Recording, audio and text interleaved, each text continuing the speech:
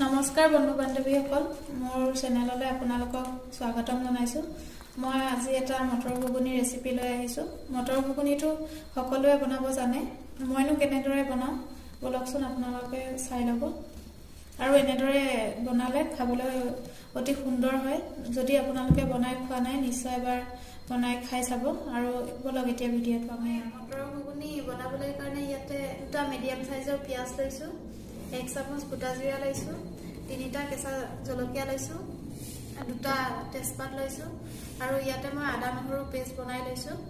ইয়াতে মই মছলা লৈছোঁ, ইয়াতে হালধি পাউডাৰ লৈছোঁ 1.5 চামুচ, মই হালধি পাউডাৰ 1.5 চামুচ দিম। জলকীয়া গুড়ি লৈছোঁ মই 1 চামুচ, আৰু ইয়াতে দিম মই জিৰা পাউডাৰ, সেইটো লৈছোঁ মই 1 চামুচ, আৰু ধনিয়া পাউডাৰ দিম মই আধা চামুচ, আৰু ইয়াতে লৈছোঁ মই জালুকৰ গুড়ি, এয়া মই আধা চামুচ ব্যৱহাৰ কৰিম। আৰু এইটো লৈছোঁ গৰম মছলা মই আধা চামুচেই ব্যৱহাৰ কৰিম।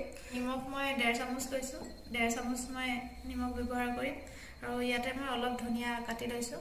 আৰু এয়া মই তেল লৈছোঁ, তেল মই ডাঙৰ চামুচেৰে 3 চামুচ তেল দিম।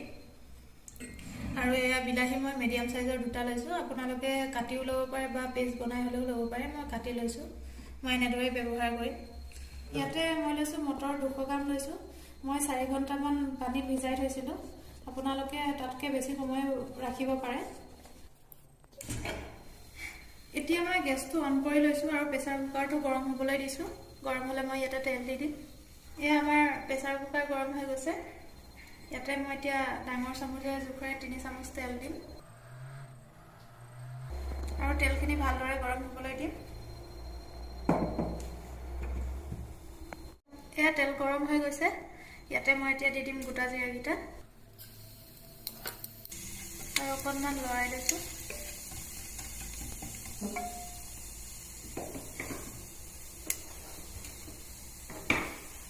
এতিয়া দি দিম মই 2টা তেজপাত আৰু 3টা কেঁচা জলকীয়া।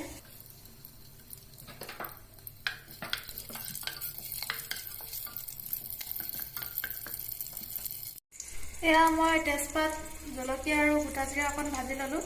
ইয়াতে মই এতিয়া দি দিম কাটি লোৱা পিঁয়াজখিনি। এইখিনি অকণমান ভাজি ল'ম মিডিয়াম ফ্লেম। এয়া মই মিডিয়াম ফ্লেমত অলপ পিঁয়াজ ভাজি লৈছোঁ। ইয়াতে মই এতিয়া দি দিম আদা নহৰু পেষ্ট,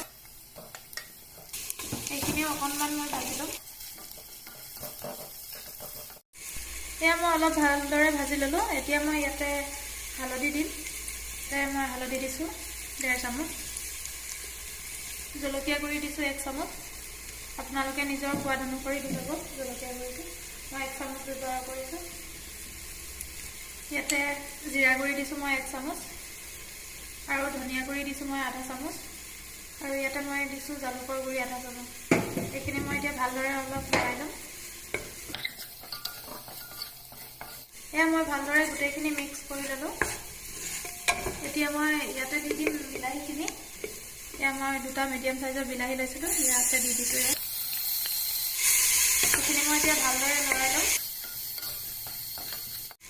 এয়া মই ভালদৰে বিলাহীখিনি লৰাই ল'লোঁ। এয়া অকণমান মই সিজিবৰ বাবে প্ৰেছাৰ কুকাৰৰ ঢাকনিখন অকণমান এনেদৰে দি দিছোঁ, চিটি নলগোৱাকৈ।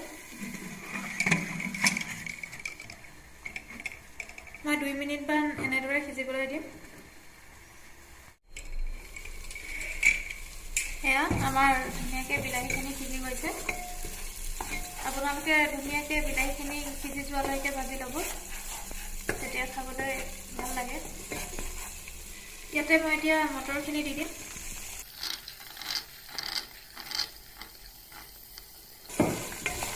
আৰু ভালদৰে লৰাই ল'ম।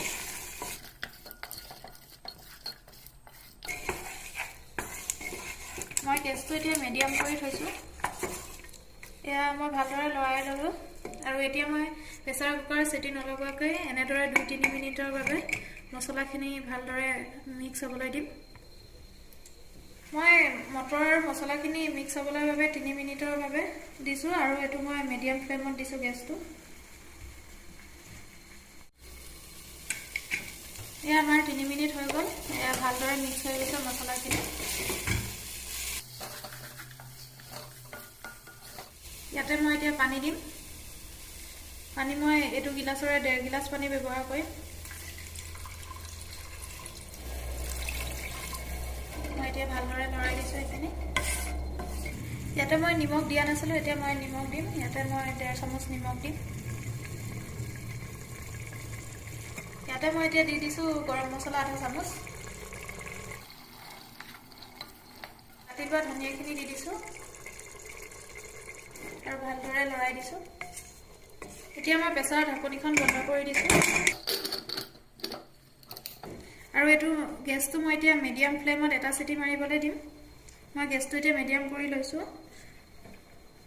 মিডিয়াম ফ্লেমত এটা চিটি মৰাৰ পিছত মই হাই ফ্লেমত এটা চিটি মাৰিম।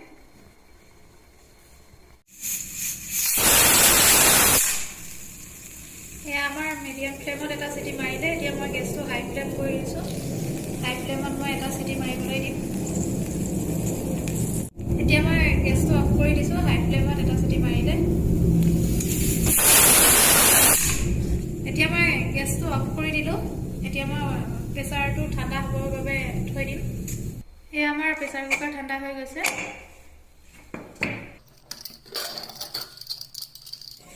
এয়া আমাৰ মটৰ ভালদৰে সিজিলে। আপোনালোকৰ যদি ভালদৰে নিসিজে আৰু চিটি দি ল'ব পাৰিব। এতিয়া মই আপোনালোকক এয়া চাৰ্ভ কৰি দেখাইছোঁ। এয়া আমাৰ মটৰৰ ঘুগুনি ৰেডি হৈ গৈছে। আপোনালোকক মই এয়া চাৰ্ভ কৰি দেখাইছোঁ। মটৰৰ ঘুগুনিটো সকলোৱে খাইছে। যদি এনেদৰে বনাই খোৱা নাই, নিশ্চয় এবাৰ বনাই খাই চাব। এনেদৰে খাবলৈ খুব সুন্দৰ হয়।